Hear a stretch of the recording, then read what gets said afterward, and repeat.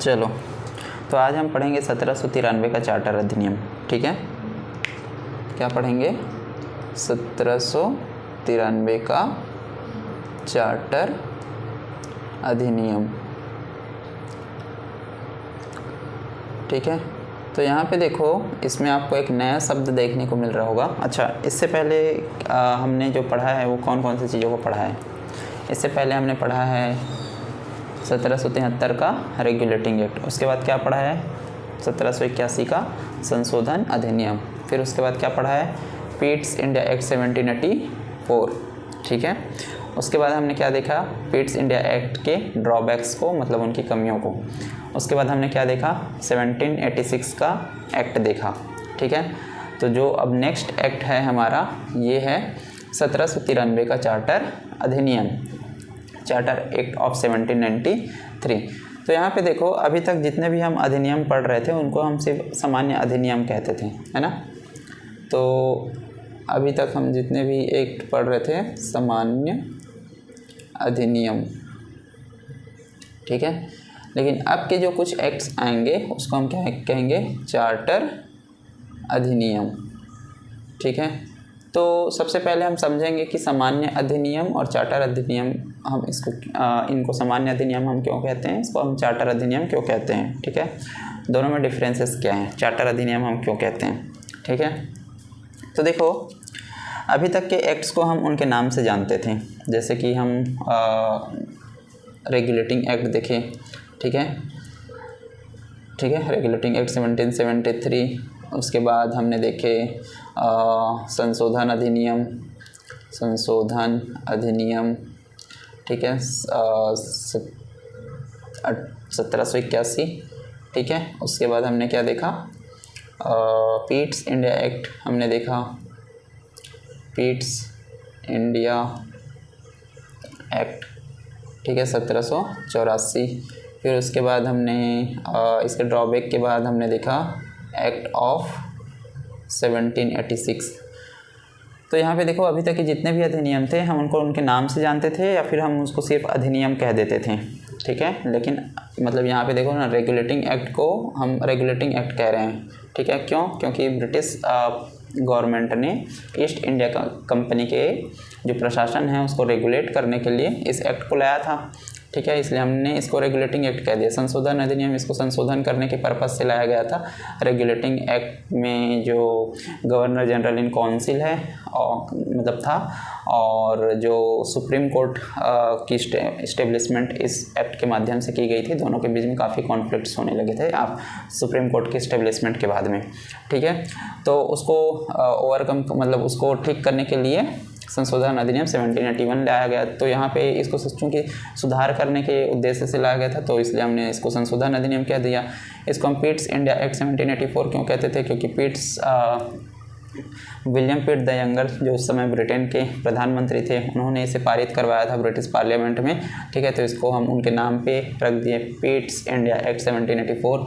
ठीक है, ये एक्ट ऑफ 1786, मतलब 1786 का अधिनियम। तो अभी तक जितने भी हमने चीज़ें देखी वो उसको हम या तो उनके नाम से जानते हैं या तो हम उसको अधिनियम कह देते हैं। ठीक है, लेकिन अब के आने वाले कुछ विशेष अधिनियमों को हम क्या कहेंगे? चार्टर अधिनियम कहेंगे, जैसे कि 1793 का अधिनियम। ठीक है, अब इसके पीछे भी लॉजिक है। ठीक है, दरअसल जब भी ब्रिटिश संसद किसी विषय पर कोई कानून पास करती है तो उसे हम क्या कहते हैं? अधिनियम कहते हैं। तो मतलब ये अधिनियम जो है, ब्रिटिश सरकार जो है ब्रिटिश संसद में या फिर पार्लियामेंट में जब भी कोई नया कानून लागू करते थे तो उसको हम क्या कहते थे? अधिनियम कहते थे। तो यहाँ पे भी नया कानून के तौर पे ये भी लागू किया जाता था, तो इसको भी तो हम अधिनियम ही कह रहे हैं ना, चार्टर अधिनियम।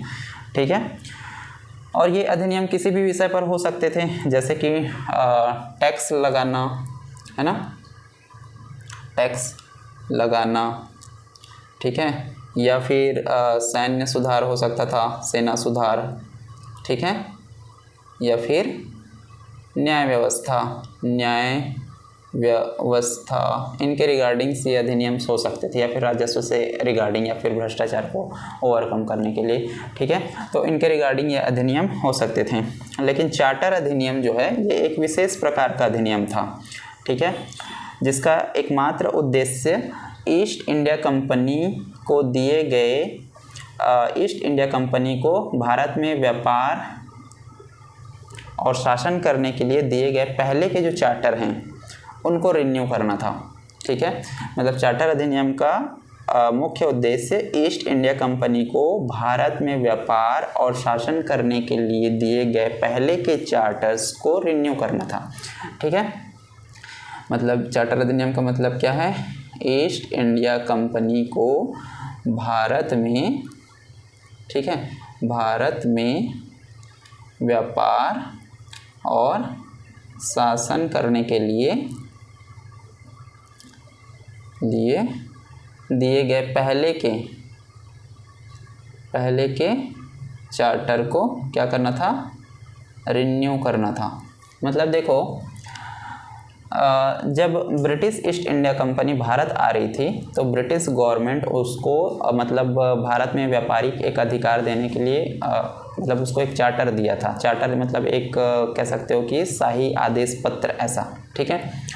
तो वो चार्टर जो था इनिशियली जब वो दिए गए थे उसको तो कुछ वर्षों के लिए दिया जाता था, ठीक है। फिर जब वो वर्ष ख़त्म हो जाते थे फिर से उस एक नया चार्टर लाया जाता था उसको रिन्यू करने के लिए, ठीक है।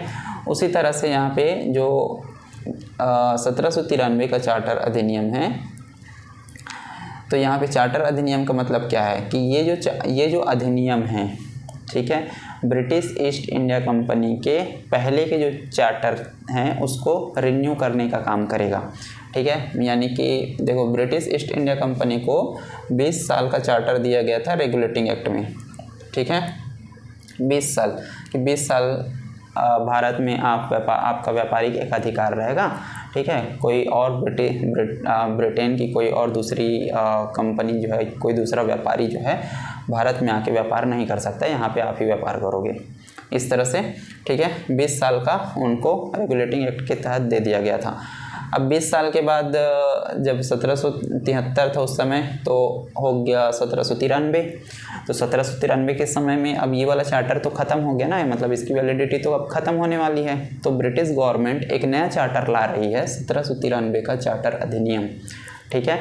अब इस अधिनियम के माध्यम से उसके जो ब्रिटिश ईस्ट इंडिया कंपनी है इसका भारत में व्यापार और शासन करने का जो एक अधिकार है उसको अगले 20 सालों के लिए रिन्यू किया जाएगा इसमें, ठीक है।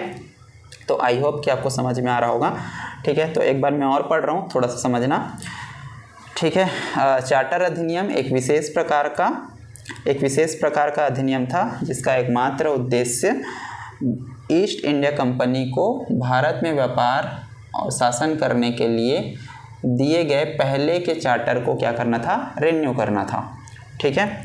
सामान्य अधिनियमों की कोई निश्चित समय सीमा नहीं होती थी, जैसे कि हम 1784 के पीट्स इंडिया एक्ट की बात करें, ठीक है। तो जब से वो लागू हुआ था तो उसका कोई समय सीमा नहीं था कि वो कब तक लागू रहेगा और कब वो बंद हो जाएगा, इस तरह से वो हमेशा के लिए लागू रहता है जब तक कि कंपनी चल रही थी, ठीक है। और जब तक कि ब्रिटिश गवर्नमेंट जो है फिर से कोई दूसरा अधिनियम के माध्यम से उस अधिनियम के प्रोविज़न्स को चेंज ना कर देती, ठीक है। मतलब उनका कोई निश्चित समय सीमा नहीं होती थी सामान्य अधिनियमों की, ठीक है, जब तक कि उसको दूसरे कानून ला करके बदला नहीं जाता था, ठीक है। लेकिन चार्टर अधिनियम ये हमेशा एक निश्चित समय सीमा के लिए लाया जाता था, जैसे कि 20 वर्ष के लिए, ठीक है।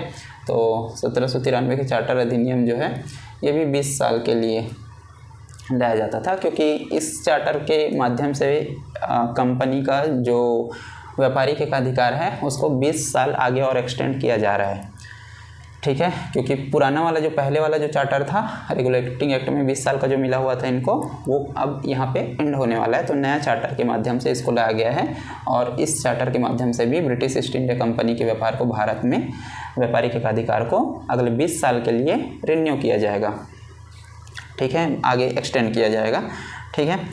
और ठीक है, तो जब 20 साल, अब जैसे इसका 20 साल जैसे कंप्लीट हो जाएगा, मतलब 1793 के बाद जो 20 साल आएगा वो क्या आएगा, 1813, ये 1793 है, 1813, फिर 1833, फिर 1853। मतलब ब्रिटिश गवर्नमेंट इसमें ऐसे चार्टर एक्ट्स में साफ साफ ये लिखती थी कि भैया ये जो चार्टर अधिनियम है, चार्टर एक्ट है, इसकी वैलिडिटी अगले 20 वर्ष तक के लिए है, उसके बाद ये अधिनियम ख़त्म हो जाएगा और एक नया चार्टर लाना अनिवार्य था, अनिवार्य कर दिया गया। ठीक है, मतलब 1793 में 20 साल के बाद में एक नया चार्टर आएगा 1813। ठीक है, इस तरह से। और इसके बाद फिर एक नया चार्टर लाना था 1833 का चार्टर अधिनियम, फिर उसके बाद एक और चार्टर अधिनियम आएगा 1853।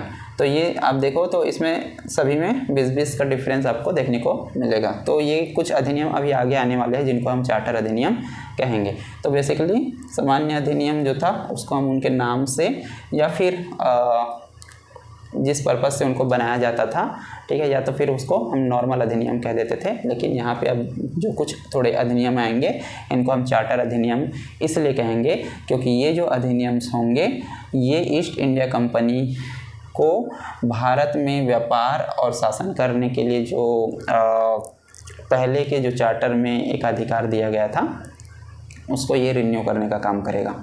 ठीक है, इसको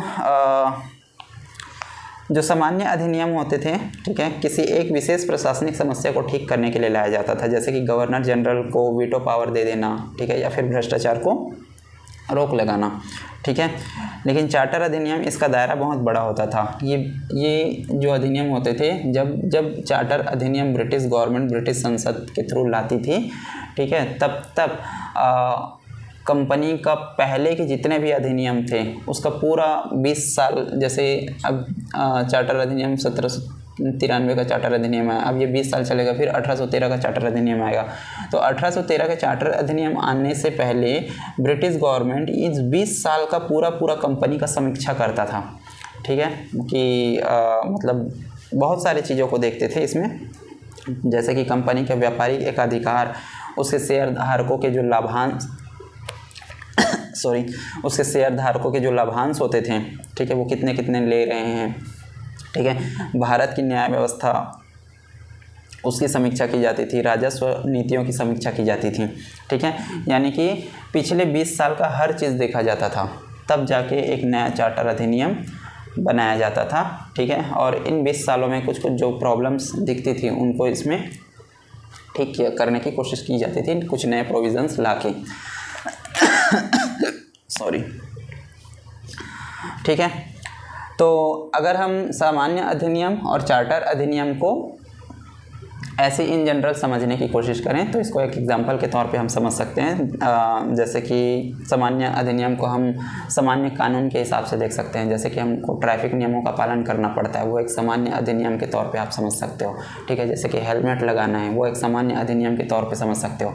जब तक कि गवर्नमेंट कोई नया नियम ला करके इनको चेंज ना कर दे तब तक ये मतलब इनकी कोई समय सीमा नहीं निर्धारित नहीं है, मतलब ये हमेशा चलते जाएगा।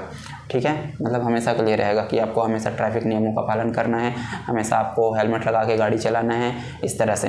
ठीक है, लेकिन चार्टर अधिनियम के फॉर्म पे आप थोड़ा सा समझने की कोशिश कर सकते हो। जैसे कि हमारा ड्राइविंग लाइसेंस होता है, ठीक है, शुरुआत में जब हमारा ड्राइविंग लाइसेंस बनता है तो वो हमको 20 साल के लिए दिया जाता है। ठीक है, और कहा जाता है कि 20 साल के बाद आपको फिर से इसको रिन्यू कराना पड़ेगा, मतलब एक नया चार्टर अधिनियम आएगा।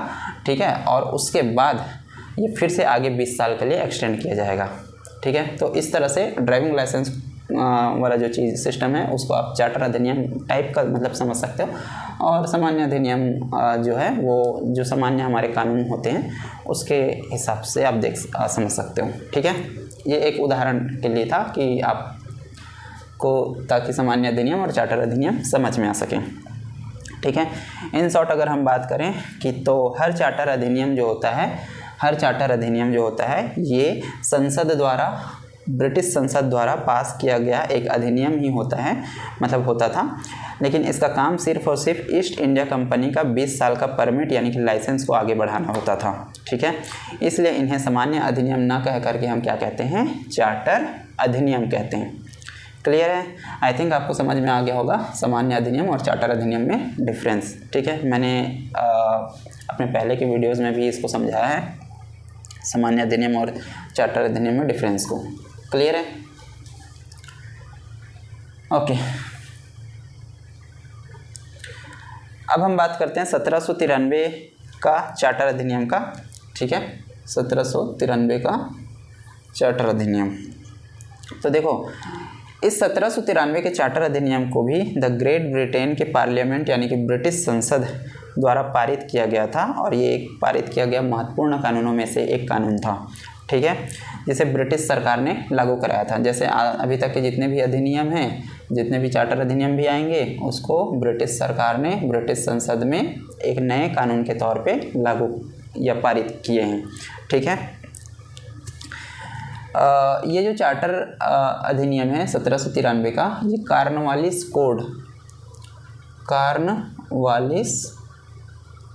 कोड के बाद आया था। ठीक है, मतलब लॉर्ड कॉर्नवालिस, जिसके बारे में हमने 1786 के एक्ट में पढ़ा था। ठीक है, जिन्होंने 2 शर्तें रखी हुई थी भारत आने के लिए ब्रिटिश गवर्नमेंट के सामने। ठीक है, और ब्रिटिश गवर्नमेंट ने उनका जो दोनों शर्त है वो मान लिया था, और एक 1786 का एक्ट लाया था, जो स्पेशली सिर्फ लॉर्ड कॉर्नवालिस के लिए लाया गया था, एक अपवाद के तौर पे। ठीक है, बाकी के जो भविष्य के जो गवर्नर जनरल्स होंगे और भविष्य के जो चीज़ें होंगी उस पर वो लागू नहीं होने वाले थे। ठीक है, वो सिर्फ लॉर्ड कॉर्नवालिस के लिए वो 1786 का एक्ट लाया गया था।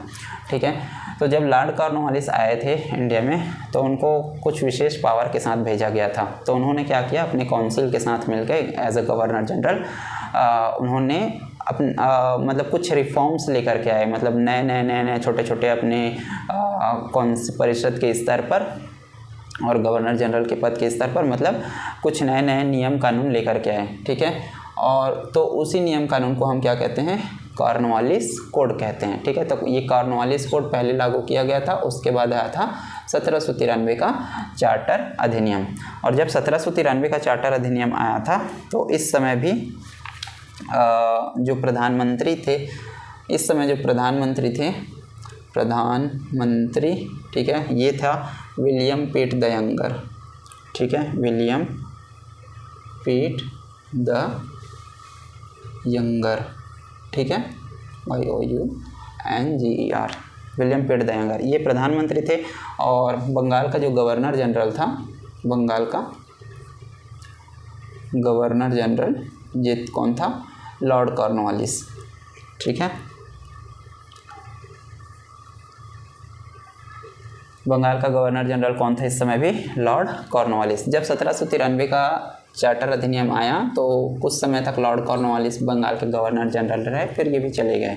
ठीक है, इंग्लैंड चले गए गवर्नर जनरल के पद से हट के। ठीक है, और इसके बाद इसकी जगह कोई दूसरा गवर्नर जनरल आता है।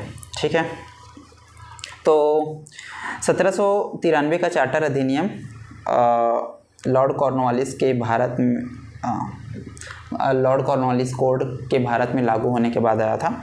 ठीक है, इस एक्ट के तहत ईस्ट इंडिया कंपनी के व्यापारिक अधिकार पत्र यानी कि चार्टर को अगले 20 साल के लिए बढ़ा दिया गया, एक्सटेंड कर दिया गया। तो जैसे कि हम चार्टर अधिनियम के बारे में जब पढ़ रहे थे, तो हमने कहा था ना कि ये जो पिछले जो चार्टर है उसको रिन्यू करने के लिए जो अधिनियम लाया जाता है उसको हम चार्टर अधिनियम कहते हैं करके।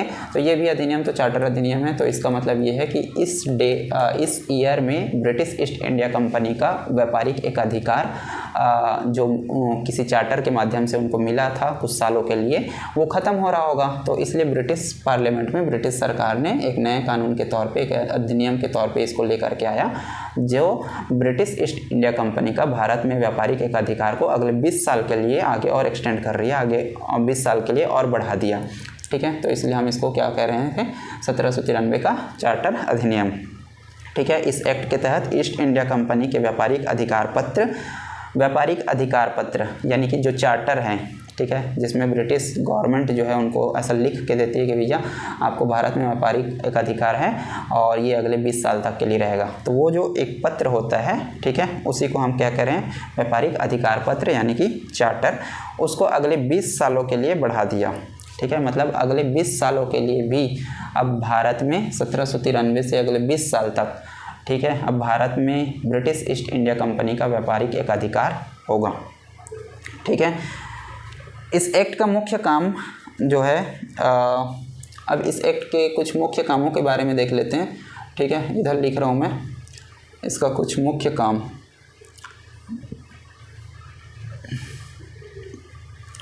तो इस एक्ट के मुख्य काम क्या क्या थे, जो पिछले एक्ट्स के बिखरे हुए नियमों को समेटना। ठीक है, पिछले एक्ट के बिखरे हुए नियमों को समेटना। ठीक है, ये इनका एक काम था। दूसरा था ईस्ट इंडिया कंपनी के व्यापार को अगले 20 साल के लिए कानूनी मान्यता। ठीक है, तो यहाँ पे मैं शॉर्ट में लिख रहा हूँ, ईस्ट इंडिया कंपनी के व्यापार को अगले 20 साल के लिए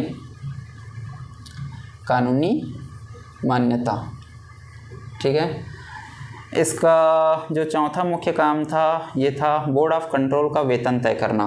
ठीक है, बोर्ड ऑफ कंट्रोल एक निकाय का गठन किया गया था पिट्स इंडिया एक्ट 1784 के माध्यम से ब्रिटिश गवर्नमेंट के थ्रू, जो कि इंग्लैंड में थी। ठीक है, तो बोर्ड ऑफ कंट्रोल के जो कर्मचारी हैं, ठीक है, इनका वेतन तय करना, वेतन तय करना। ठीक है, ये इनके एक काम में से, मतलब इस एक्ट के माध्यम से ब्रिटिश गवर्नमेंट करना चाहती थी। ठीक है, और क्या करना था इनको, गवर्नर जनरल की राजनीतिक शक्तियों को बढ़ाकर प्रशासनिक व्यवस्था को और अधिक केंद्रीकृत करना था। ठीक है, तो इसमें गवर्नर जनरल के राजनीतिक शक्तियों को बढ़ाना था और केंद्रीकरण करना था, केंद्रीकरण। ठीक है, या फिर इसको हम लिख सकते हैं केंद्रीकृत या सेंट्रलाइज करना था प्रशासनिक व्यवस्था को, प्रशासनिक व्यवस्था। ठीक है, तो ये इस एक्ट के कुछ मुख्य काम थे। ठीक है, इन कामों को करने के लिए ब्रिटिश सरकार ने ब्रिटिश संसद में इस एक्ट को पारित किया था। ठीक है, तो पहला क्या काम था, पिछले एक्ट के बिखरे हुए नियमों को समेटना। मतलब अभी तक के, चूँकि ये पहला चार्टर अधिनियम है अभी तक का। ठीक है, इससे पहले जितने भी अधिनियम आते थे उसको हम सामान्य अधिनियम बोलते थे। तो अभी तक के जितने भी अधिनियम थे इनका पूरा समीक्षा करेगी। ठीक है, ब्रिटिश सरकार जो है, और इसमें इन अधिनियमों के जो प्रोविज़न्स हैं, जो अधिनियम हैं, ठीक है, जो काफ़ी अच्छा मतलब साबित हुए हैं इन अधिनियमों के माध्यम से। ठीक है, उन प्रोविज़न्स को इस चार्टर एक्ट में कंटिन्यू किया जाएगा। ठीक है, और इसमें कुछ ऐसे प्रोविज़न्स हैं जिनके वजह से कुछ प्रॉब्लम्स भी क्रिएट हुए हैं, कहीं कहीं पे कॉन्फ्लिक्ट्स देखने को मिले हैं, कहीं कहीं पे विवाद वगैरह देखने को मिले हैं। ठीक है, निर्णय लेने में देरी हो रही है, प्रशासनिक व्यवस्था को सुचारू रूप से चलाने में थोड़ा दिक्कतें आ रही हैं। तो उन सब चीज़ों को ठीक करने के लिए इसमें कुछ और प्रोविज़न्स ऐड किए जाएंगे। ठीक है, तो कुछ एक कंप्लीट सेट ऑफ प्रोविज़न्स यानी सेट ऑफ प्रावधान जो बनेंगे वो इस चार्टर अधिनियम के अंदर डाल दिया जाएगा। ठीक है, तो यही है कि जो पिछले एक्ट के बिखरे हुए नियमों को समेटना, मतलब पिछले सभी एक्ट को देखा जाएगा कि भैया क्या अच्छा था क्या बुरा था, और उसके हिसाब से इसको बनाया जाएगा। ठीक है, और दूसरा काम क्या था, ईस्ट इंडिया कंपनी के व्यापार को अगले 20 साल के लिए कानूनी मान्यता। चूँकि रेगुलेटिंग एक्ट 1773 के टाइम पे इनको 20 साल का कानूनी मान्यता मिला हुआ था भारत में व्यापारिक अधिकार के लिए। ठीक है, अब वो चूँकि 1793 में ख़त्म हो रहा था, तो उनको रिन्यू करने के लिए ब्रिटिश सरकार एक नया चार्टर लाना चाहती थी जो कि ये वाला चार्टर लेकर के वो आए, ठीक है, 1793 का चार्टर अधिनियम। तो इस चार्टर अधिनियम के माध्यम से ईस्ट इंडिया कंपनी के व्यापार को अगले 20 साल के लिए कानूनी मान्यता ब्रिटिश सरकार देना चाहती थी, ठीक है। उसके बाद बोर्ड ऑफ कंट्रोल के वेतन तय करना। तो बोर्ड ऑफ कंट्रोल जो है वो पिट्स इंडिया एक्ट 1784 में ऑलरेडी एक नया निकाय बनाया गया था ब्रिटिश गवर्नमेंट के द्वारा। तो इनका वेतन को तय किया जाएगा इस चार्टर अधिनियम के माध्यम से कि भैया इनको वेतन कहाँ से मिलेगा, ठीक है। अभी इन सब चीज़ों को अच्छे से देखेंगे डिटेल में, ठीक है। उसके बाद है गवर्नर जनरल की जो राजनीतिक शक्तियाँ हैं उनको थोड़ा बढ़ाना है, ठीक है, और प्रशासनिक व्यवस्था को और अधिक केंद्रीकृत करना है, ठीक है। तो ये इनके मुख्य काम है। इन पर्पस की वजह से ब्रिटिश गवर्नमेंट जो है ब्रिटिश पार्लियामेंट में इस एक्ट को पारित किए हैं, मतलब पारित किए थे, ठीक है। मैं प्रेजेंट पास्ट हैं थे ये सब में थोड़ा मिक्स हो जाता है तो थोड़ा समझ लेना, ठीक है। ये जितने भी चीज़ें होंगी ये सब पास्ट वाली चीज़ें हैं, ठीक है, अभी के प्रेजेंट की चीज़ें नहीं, ठीक है। तो इस एक्ट ने पिछले कानूनों के बिखरे हुए नियमों को समेटकर उसे एक व्यवस्थित रूप दिया, ठीक है। उसके बाद इस एक्ट को लाने के कई मुख्य कारण थे, ठीक है। अब इसमें हम इस एक्ट को लाने के कई मुख्य कारण थे। मुख्य कारण कौन कौन सा कारण था भाई? सबसे पहले तो ब्रिटिश ईस्ट इंडिया कंपनी के व्यापारिक अधिकारों का नवीनीकरण करके उसे आगे बढ़ाना, ठीक है, नवीनीकरण करना था। ब्रिटिश ईस्ट इंडिया कंपनी के व्यापारिक अधिकारों का नवीनीकरण, ठीक है, उसको आगे बढ़ाना था, ठीक है। तो इसका थोड़ा सा कहानी समझ लो क्या है। तो देखो ब्रिटिश ईस्ट इंडिया कंपनी के व्यापारिक अधिकारों का नवीनीकरण करके उसे आगे बढ़ाना इसका मुख्य एक कारण था इस एक्ट को लाने का, ठीक है। दरअसल इस समय ईस्ट इंडिया कंपनी जो है का जो चार्टर जो है पहले का जो चार्टर था वो समाप्त होने वाला था, ठीक है, इसलिए उसे नवीनीकरण करना आवश्यक था, ठीक है। तो ये एक मुख्य कारण था इस एक्ट को लाने का, ठीक है। अब इसके पीछे थोड़ा सा बैकग्राउंड समझ लो कि देखो भारत में व्यापार करने के लिए जब ब्रिटिश ईस्ट इंडिया कंपनी आ रही थी तो वो महारानी एलिजाबेथ प्रथम के पास गए और उन्होंने उनसे परमिशन मांगा, तो उन्होंने उनको एक चार्टर दिया, ठीक है। उस चार्टर एक शाही आदेश पत्र जिसमें उनको परमिशन दिया गया था कि भाई आप जाके भारत में व्यापार कर सकते हो और आपको व्यापारिक एक अधिकार है, इस तरह से, ठीक है। तो ये कब दिया गया था? 1600 में, ठीक है।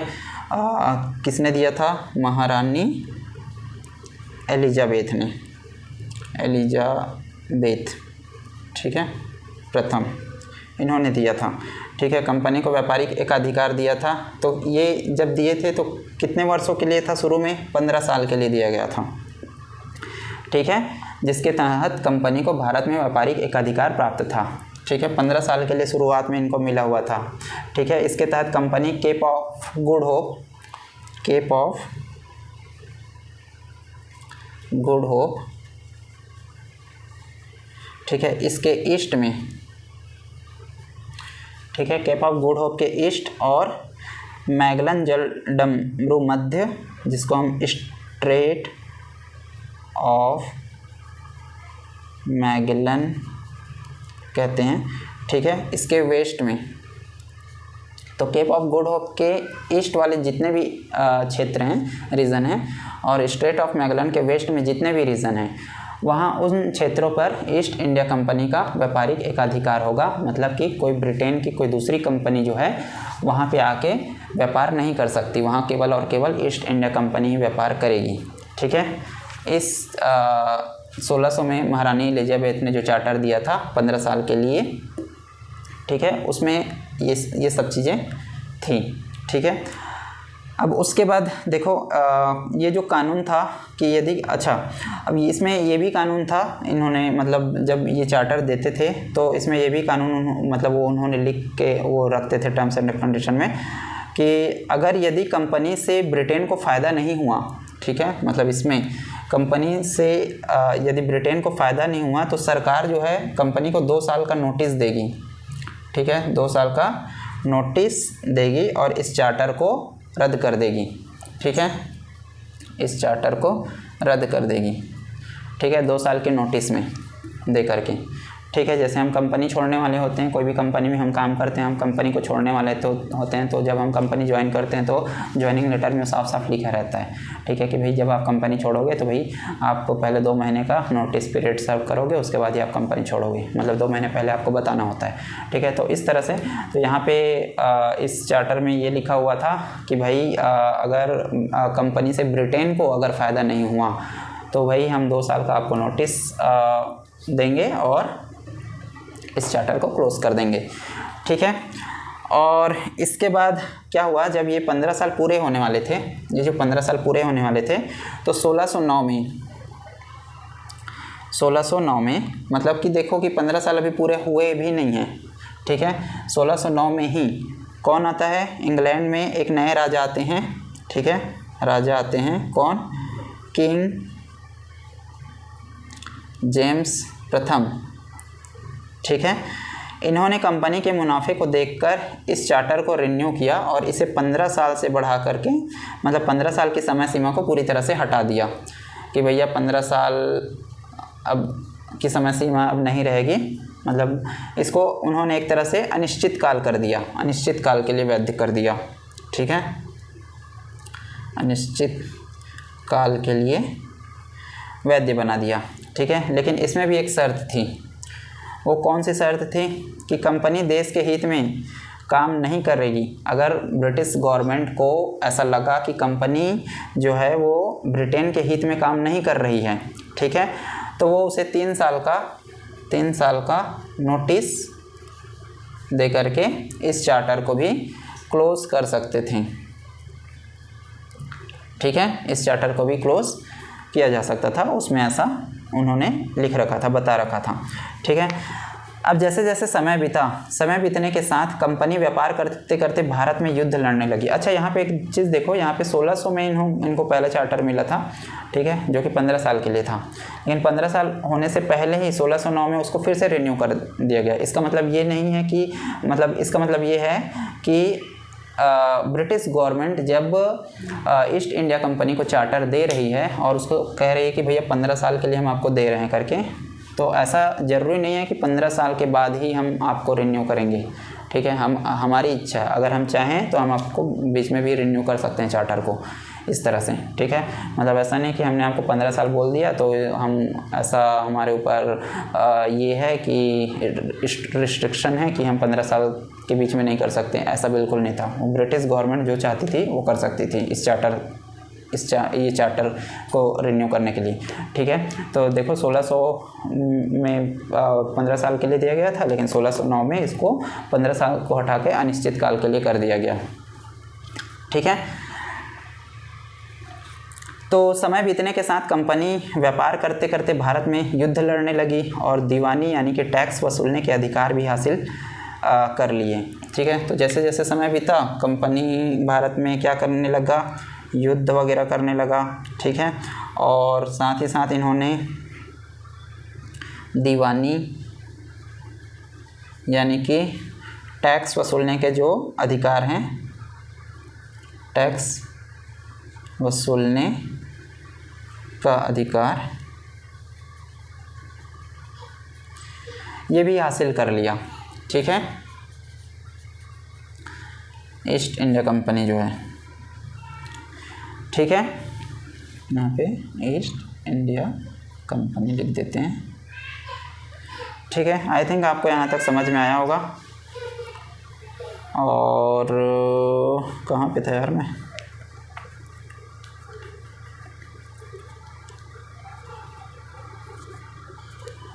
हाँ, फिर उसके बाद क्या हुआ, जब कंपनी कर्ज में डूबने लगी, हाँ, इसके बाद क्या हुआ, दीवानी का अधिकार उनको मिला, फिर टैक्स वैक्स लेना उन्होंने शुरू किया और धीरे धीरे कंपनी में भ्रष्टाचार वगैरह, उसी समय बंगाल अकाल आ गया था, भ्रष्टाचार बहुत ज़्यादा हो रहा था, ठीक है। और भी जो कुछ कारण थे जो कि रेगुलेटिंग एक्ट के बैकग्राउंड के रूप में था, ठीक है, रेगुलेटिंग एक्ट उसी की वजह से लाया गया था, ठीक है। तो धीरे धीरे फिर क्या हो गई, कंपनी जो है कर्ज में डूबने लगी, कंपनी को कर्ज होने लगा, ठीक है, और उसके अधिकारियों का भ्रष्टाचार चरम सीमा पर पहुंच गया था। तब ब्रिटिश संसद ने क्या पास किया जी, तब ब्रिटिश संसद ने पास किया रेगुलेटिंग एक्ट 1773, ठीक है। और रेगुलेटिंग एक्ट पास करके कंपनी पर अपना शासन का शिकंजा कसा, किसने? ब्रिटिश सरकार ने, ठीक है। ब्रिटिश ईस्ट इंडिया कंपनी के शासन पर अपना शिकंजा कसा, किसके माध्यम से? रेगुलेटिंग एक्ट 1773 के माध्यम से, ठीक है। और संसद ने कहा कि भैया अब राजा के आशीर्वाद से काम नहीं चलेगा, अब संसद कानून बनाएगी, ठीक है। और संसद ने तय किया कि अब से कंपनी का चार्टर को अगले हर 20 साल में रिन्यू किया जाएगा। मतलब कहने का मतलब यह है कि ब्रिटिश गवर्नमेंट कंपनी की हर 20 साल के बाद समीक्षा करेगी कि कंपनी सही से काम कर रही कि नहीं कर रही है, जो भी भ्रष्टाचार वगैरह हो रहे हैं वो कम हो रहे हैं कि नहीं हो रहे हैं, ठीक है। इससे ब्रिटेन को फ़ायदा हो रहा है कि नहीं हो रहा है, ठीक है। तो ये सब चीज़ों का ब्रिटिश गवर्नमेंट हर 20 साल समीक्षा करने वाली थी और हर 20 साल के बाद एक नया चार्टर लाना अनिवार्य कर दिया गया, ठीक है। इसका मतलब ये है कि हर 20 साल में कंपनी का जो चार्टर है उसको रिन्यू किया जाएगा, ठीक है। तो संसद ने कहा भैया कि अब राजा के आशीर्वाद से ही काम नहीं चलेगा, मतलब ईस्ट इंडिया कंपनी को, ठीक है। अब संसद कानून बनाएगी और तुम्हें उसको मानना पड़ेगा, ठीक है। संसद ने तय किया कि अब से कंपनी का चार्टर केवल 20-20 वर्षों के लिए ही रिन्यू किया जाएगा, मतलब जब हम चार्टर देंगे उसमें आपको सिर्फ 20 साल के लिए एक्सटेंड किया जाएगा, 20 साल के लिए एक्सटेंड किया जाएगा, ऐसे करके, ठीक है। तो यहाँ पे इन्होंने अनिश्चित काल के लिए कर दिया था, किसने? किंग जेम्स प्रथम ने 1609 में। लेकिन फिर से 1773 का रेगुलेटिंग आया और बोला कि भैया 20-20 साल के लिए ही अब रिन्यू होगा, ठीक है। इस तरह से तो रिन्यूअल का समय आ चुका था, 1773 से लेकर के 20 साल हो गए थे, 1793 का हो गया था, ठीक है। रिन्यूअल का समय आ गया था, ठीक है। तो ब्रिटिश ईस्ट इंडिया कंपनी के व्यापारिक अधिकारों का यहाँ पे नवीनीकरण करना इस एक्ट के माध्यम से जरूरी हो गया था, ठीक है। तो इस एक्ट को लाने का एक ये मुख्य कारण था, ठीक है। इस एक्ट को लाने का जो दूसरा कारण था, मुख्य कारण में इधर लिख रहा हूँ ना, दूसरा कारण था वो था शासन व्यवस्था को सुदृढ़ कर ब्रिटिश सरकार का नियंत्रण और मजबूत करना, ठीक है। ब्रिटिश सरकार का नियंत्रण और मजबूत करना, ठीक है। शासन व्यवस्था को सुदृढ़ करके, किस नियंत्रण मजबूत कब होगा? जब शासन व्यवस्था सुदृढ़ होगा, ठीक है, सुदृढ़ होगा, ठीक है। थोड़ा हिंदी मतलब बहुत दिनों से मेरा लिखना छूट गया है ना, मैं कंप्यूटर में बस ऐसे टाइपिंग करते रहता हूँ, मतलब बहुत साल हो गए मुझे, मैं ज़्यादा लिखता नहीं हूँ, ना कॉपी किताब में लिखता हूँ, ना पेन मतलब बोर्ड वगैरह में तब थोड़ा सा लिखता था, वो भी मैथमेटिक्स वगैरह ज़्यादा पढ़ाता था बच्चों को, थ्योरेटिकल ऐसे सब्जेक्ट्स ज़्यादा पढ़ाते नहीं थे, ठीक है। हालांकि मैं बायोलॉजी वगैरह पढ़ाता था, ठीक है, फिजिक्स केमिस्ट्री पढ़ाता था, लेकिन फिजिक्स में भी ज़्यादातर हम देखते हैं कि थ्योरी और डेरिवेशन रहता है, थोड़े बहुत न्यूमेरिकल्स रहते हैं, ठीक है। केमिस्ट्री को तो मैं ऐसे थ्योरेटिकली ही पढ़ाता था, ठीक है, उसमें ज़्यादा नोट्स वगैरह लिखवाता नहीं था बच्चों को। बायोलॉजी जो पढ़ाता था उसको मैं ऐसे ही ओरली पढ़ाता था मैं, ठीक है, बच्चों को ऐसे समझाता था, छोटे छोटे ऐसे शॉर्ट नोट्स लिखते थे। लेकिन काफ़ी दिनों से हिंदी लिखना छूट गया है, इंग्लिश वगैरह ऐसा कॉपी पेन वगैरह में लिखना छूट गया ना, तो बीच में क्या होता है कि मतलब अटकता हूँ कि ये जो मात्रा है वो सही डाल रहा हूँ कि नहीं डाल रहा हूँ, ये मात्रा उल्टा हो गया क्या, इस टाइप का, तो मुझे वो देखना पड़ता है, ठीक है। वैसे आप लोग आप लोग की अभी प्रैक्टिस कंटिन्यू होगी, क्योंकि आप लोग स्कूल कॉलेज से अभी तक आए हुए हो और कंटिन्यू लिखना पढ़ना चल रहा है आपका, तो आप लोग से ये गलतियाँ नहीं होगी, ऐसा मैं उम्मीद करता हूँ, ठीक है। ओके, तो अगर कहीं पे कुछ इस तरह से गलती आपको दिखे तो करेक्ट कर लेना, ठीक है। और क्या था, हमने किसके बारे में बात कर लिया इसमें? इस एक्ट को लाने का दूसरा कारण था, अच्छा, ब्रिटिश सरकार का नियंत्रण को मजबूत करना। तो नियंत्रण कब मजबूत होगा? जब शासन व्यवस्था जो है वो सुदृढ़ होगा, ठीक है। दरअसल पिट्स इंडिया एक्ट 1784 के बाद ब्रिटिश सरकार भारत में कंपनी के बढ़ते क्षेत्र पर और अधिक नियंत्रण चाहती थी। मतलब शुरुआत में रेगुलेटिंग एक्ट आया तो ये तो नियंत्रण करने की कोशिश कर, मतलब जितने भी एक्ट्स आते गए ब्रिटिश गवर्नमेंट चाहती है कि और अच्छे से नियंत्रण हो, ठीक है, ताकि शासन व्यवस्था अच्छे से चल सके, ठीक है, फिर से पहले की तरह ये लोग गरीब ना हो जाए, ब्रिटिश ईस्ट इंडिया कंपनी और कर्ज में ना डूब जाए, ठीक है, क्योंकि अगर ये कर्ज में डूबी, इस कंपनी को हानि हुई, क्योंकि ये जो कंपनी थी ब्रिटिश ईस्ट इंडिया कंपनी, ये ब्रिटिश गवर्नमेंट को भर भर के बेनिफिट देती थी, और जब ये कर्ज में डूबिया तो फिर उसका वो बेनिफिट मिलना बंद हो गया, ठीक है। तो ये एक ऐसी कंपनी थी जो ब्रिटिश गवर्नमेंट को भर भर के मुनाफा देती थी, ठीक है। तो इसलिए ब्रिटिश गवर्नमेंट ने सोचा कि भैया इस कंपनी को जिंदा रखना पड़ेगा, इसको संभालना पड़ेगा, ठीक है। तो इसलिए उन्होंने पहला नियंत्रण रखने के लिए रेगुलेटिंग एक्ट लाया था, इस कंपनी को रेगुलेट करने के लिए, इसके कार्यों को, ठीक है। तो उसके बाद चीज़ें इस तरह से एक्ट आते आते गई। तो ब्रिटिश सरकार जो है शुरू से ही इस कंपनी को नियंत्रित करने की कोशिश कर रहा है और थोड़ा अच्छा मजबूत अपना नियंत्रण इसमें स्थापित करने की कोशिश कर रहा है, इसके शासन व्यवस्था को सुदृढ़ करके। शासन व्यवस्था अगर सुदृढ़ होगा तो भ्रष्टाचार वगैरह कम होगा, भ्रष्टाचार वगैरह कम होगा तो फिर चीज़ें अच्छे से चलेंगी और कंपनी भी ठीक ठाक सर्वाइव कर पाएगा और ब्रिटिश गवर्नमेंट को भी भर भर के फ़ायदा होना चालू होगा इस तरह से, ठीक है। तो इसका दूसरा जो मुख्य कारण था वो ये था, ठीक है। पिट्स इंडिया एक्ट के बाद ब्रिटिश सरकार में कंपनी के बढ़ते क्षेत्रों पर और अधिक नियंत्रण चाहती थी। ब्रिटिश सरकार प्रशासनिक व्यवस्था को और अधिक मजबूत कर उसे और अधिक स्थिर रखना चाहती थी।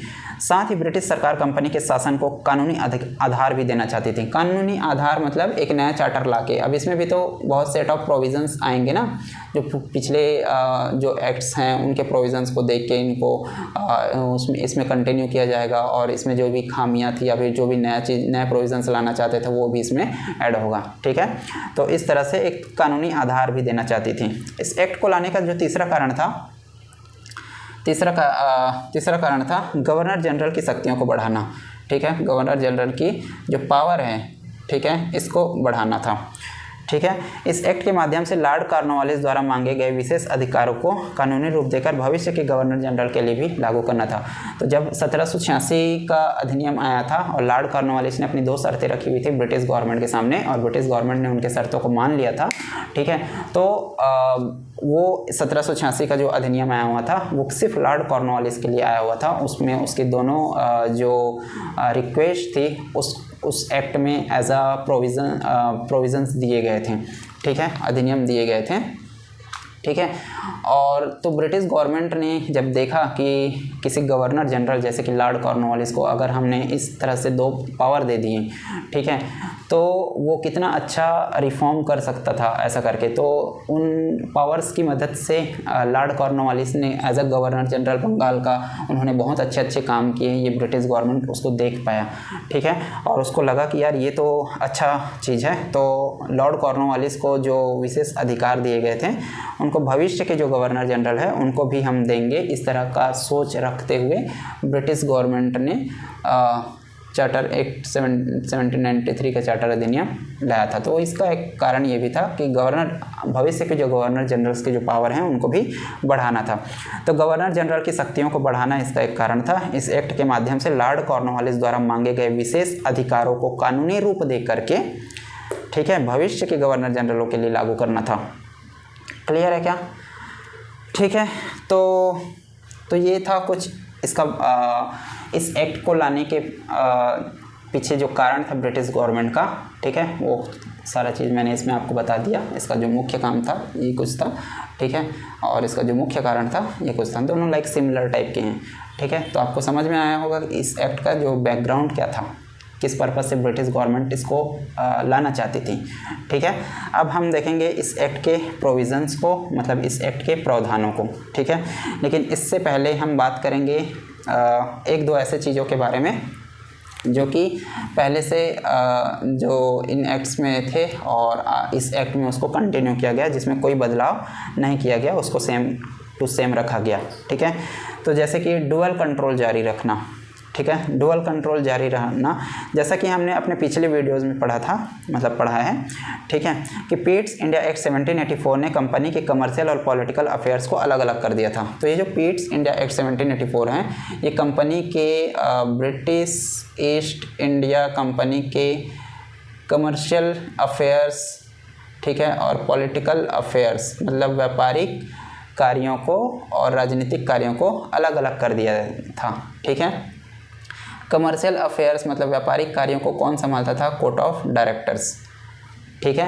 और पॉलिटिकल अफेयर्स को कौन संभालता था, राजनीतिक कार्यों को बोर्ड ऑफ कंट्रोल, ठीक है, नियंत्रण बोर्ड, ठीक है। तो ये दोनों संभालते थे, तो ये ड्यूअल कंट्रोल था, ठीक है, ड्यूअल कंट्रोल इसमें जारी रहा। जैसा कि हमने अपने पिछले वीडियोस में पढ़ा कि पिट्स इंडिया एक्ट 1784 ने कंपनी के, ब्रिटिश ईस्ट इंडिया कंपनी के कमर्शियल अफेयर्स और पॉलिटिकल अफेयर्स को अलग अलग कर दिया था। पॉलिटिकल अफेयर्स की जिम्मेदारी बोर्ड ऑफ कंट्रोल को दी गई थी और कमर्शियल अफेयर्स की जिम्मेदारी कोर्ट ऑफ डायरेक्टर्स को दी गई थी। 1784 के पिट्स इंडिया एक्ट के अंदर इंट्रोड्यूस इस ड्यूअल कंट्रोल सिस्टम को ब्रिटिश सरकार ने 1793 के चार्टर अधिनियम के माध्यम से आगे भी कंटिन्यू किया, ठीक है। इस एक्ट ने इस सिस्टम में कोई भी किसी भी तरह का कोई बदलाव नहीं किया, ये जो ड्यूअल कंट्रोल सिस्टम है, ठीक है। तो चलो अब बात करते हैं मेन चीज़ों के बारे में, जो कि है 1793 के चार्टर अधिनियम के जो है प्रावधान हैं उनके बारे में, उनके प्रोविज़न्स के बारे में। हम एक एक करके सारे प्रोविज़न्स को देखेंगे और कोशिश करेंगे कि हम उसको बहुत ही अच्छे तरीके से समझ सकें, ठीक है। देखो, मुझे इतना बड़ा वीडियो बनाने का कोई शौक़ नहीं है, ठीक है, बस मैं इसलिए बना रहा हूँ ताकि आपके मन में थोड़ा भी डाउट हो इन चीज़ों के रिगार्डिंग तो आपको क्लियर हो जाए, ठीक है। वरना मेरा क्या था कि मैं भी 9 प्रोविज़न ऐसे, देखो आप बुक वगैरह जो पढ़ोगे ना उसमें 4 से 5 प्रोविज़न ऐसा दिया रहेगा, ठीक है, 2-2 लाइन में लिखा रहेगा, ठीक है। तो उसको क्या होता है कि आप सिर्फ पढ़ते हो, रटते हो और आगे बढ़ जाते हो कि भैया हाँ ये ऐसा है करके, लेकिन उसके बैकग्राउंड में क्यों वो प्रोविज़न लाया गया था, क्या प्रॉब्लम हो रहा था, ठीक है, वो सब चीज़ों को समझना भी ज़रूरी है ताकि आपको समझ में आए कि वो प्रोविज़न क्यों लाया गया था और उसका पूरा बैकग्राउंड अच्छे से क्लियर होगा, ठीक है, ताकि पेपर में जिस तरह से क्वेश्चंस टफ होते जा रहे हैं तो वो क्वेश्चन को आप इजीली समझ सको, ठीक है, ठीक है। तो इसको हम अभी रफ करेंगे और उसके बाद हम आगे के प्रोविज़न्स के बारे में बात करेंगे, ठीक है।